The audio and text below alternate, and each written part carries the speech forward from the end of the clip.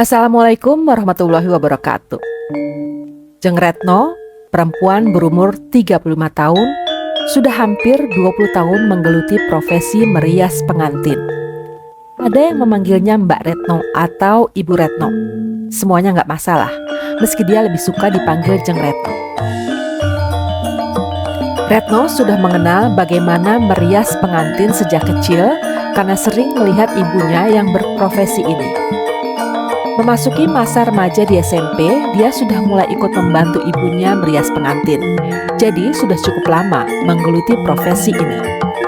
Sampai akhirnya sang ibu meninggal dunia ketika Retno masih berumur 21 tahun. Setelah itu dia lanjut menggeluti profesi ini. Sejak masih tinggal bersama orang tuanya di Bogor, Jawa Barat, sampai ketika sudah memiliki tempat tinggal sendiri di Tangerang Selatan, sudah cukup banyak kisah hidup yang dialami, entah itu sedih, senang, ataupun seram. Seram? Iya, ternyata profesi perias pengantin seringkali harus bersinggungan dengan hal-hal mistis yang menyeramkan, gak masuk nalar dan logika. Retno sering mendapatkan panggilan untuk merias pengantin hingga ke daerah pelosok hampir di banyak tempat di Pulau Jawa.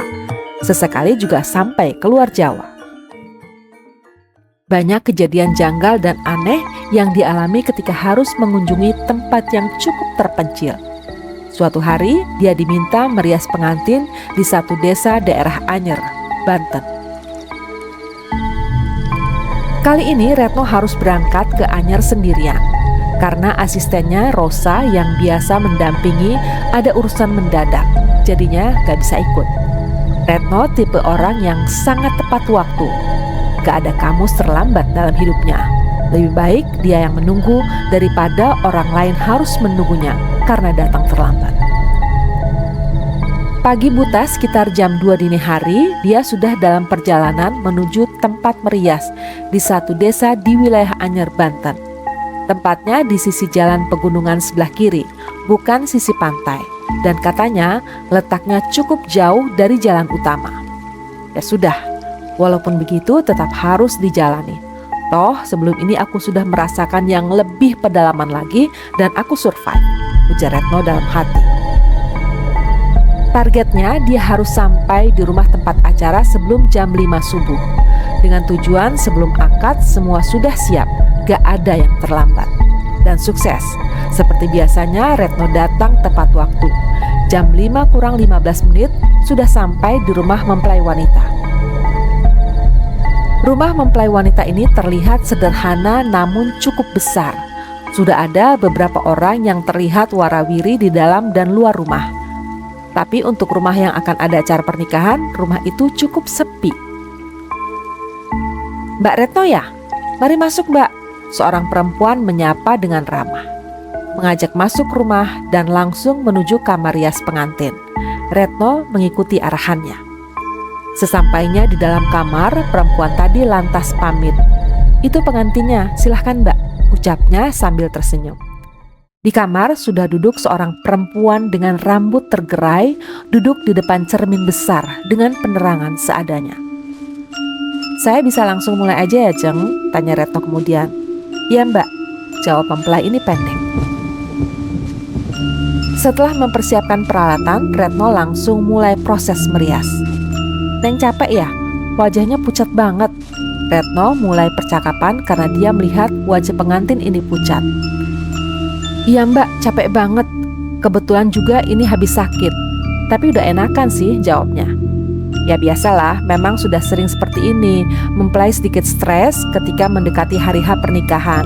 Retno maklum dan mengerti kalau mempelai perempuan ini kelihatan lelah dan pucat. Jadi dia harus make up ekstra lebih untuk menutupi kepucatannya. Tiba-tiba Retno menyadari ada yang aneh. Sejak masuk kamar rias ini gak ada satupun orang lain yang kelihatan masuk. Dan Retno sama sekali gak mendengar ada orang di luar kamar. Sepi dan hening seperti gak ada orang sama sekali. Tapi ya sudahlah, dia memilih untuk mengabaikan lalu fokus merias. Takut terlambat karena jam 9 acara sudah mulai.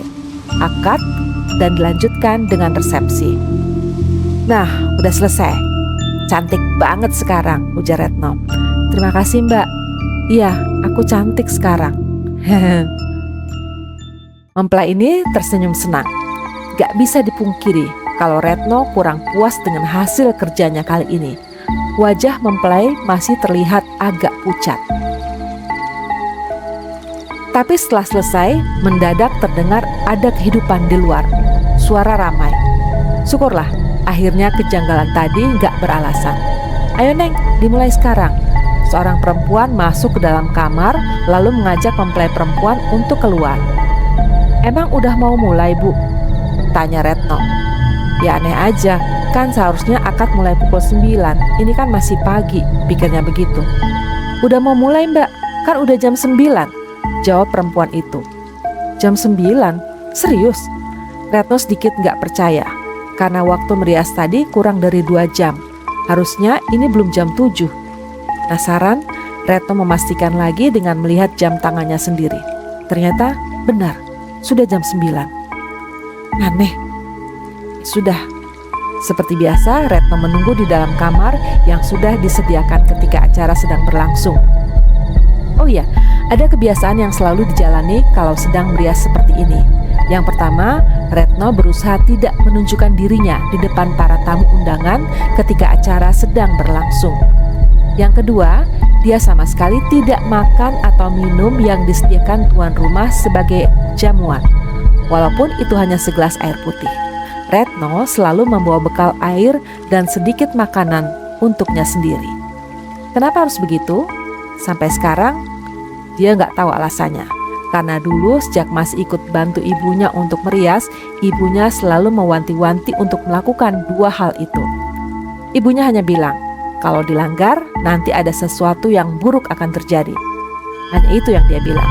Jadi Retno ikut saja dan sampai sekarang terus melakukan kebiasaan itu. Setelah akad, acara dilanjutkan dengan resepsi, menerima tamu undangan yang masih dilaksanakan di rumah mempelai wanita.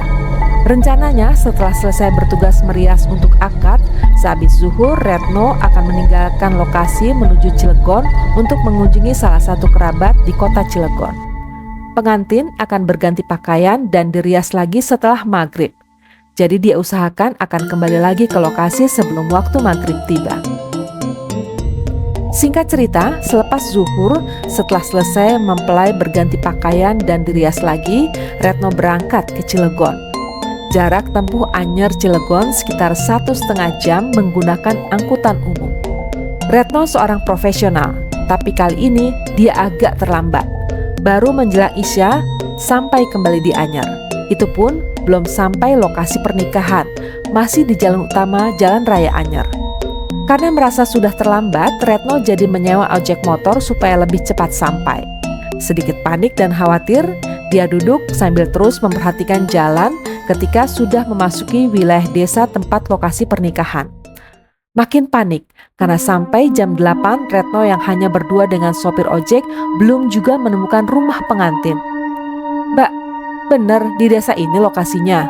tanya sopir, mulai penasaran. "Bener Mas, saya yakin desa ini tempatnya. Tapi kok kenapa nggak ketemu juga ya?" Retno menjawab sambil kebingungan. Desa gelap gulita. Mereka terus menyusuri jalan tanah yang sepi ini. Sudah jam 9:30, belum juga menemukan lokasinya. Lelah, letih, nyaris putus asa. Mereka memutuskan untuk berhenti sejenak di satu bangunan kosong. "Gimana Mbak? Mau lanjut cari atau kita balik lagi ke kota?" Mas supir juga sudah mulai putus asa. "Boleh kita keliling sekali lagi Mas? Saya masih penasaran. Saya yakin kalau rumahnya di desa ini dan semoga kita nanti bisa bertemu salah satu penduduk sini biar kita bisa tanya lokasinya," jawab Retno. Kemudian sekali lagi mereka memutuskan untuk berkeliling desa untuk mencari lokasi. Belum ada yang berubah. Desa tetap sepi dan sama sekali gak ada kehidupan, hanya deru mesin angkot yang terdengar. Menjelang jam 11 malam, akhirnya Retno putus asa, menyerah. "Ya sudah Mas, kita kembali saja ke kota. Sepertinya memang gak ketemu juga," ujarnya. Sopir mengiyakan, lalu memutar motor menuju jalan keluar desa. Tapi tak berapa lama kemudian terlihat beberapa orang yang sedang berjalan kaki. Mereka segera menepi, ingin menanyakan letak lokasi pernikahan. "Pak, punten, mau nanya, rumah Pak Thohir yang sedang ada acara pernikahan di mana ya Pak?" tanya Retno. "Rumah Pak Thohir yang ada pernikahan tapi nggak jadi? Itu Mbak, setelah belokan di depan, rumahnya nggak jauh dari situ, di sebelah kiri." Salah satu dari mereka menjawab seperti itu.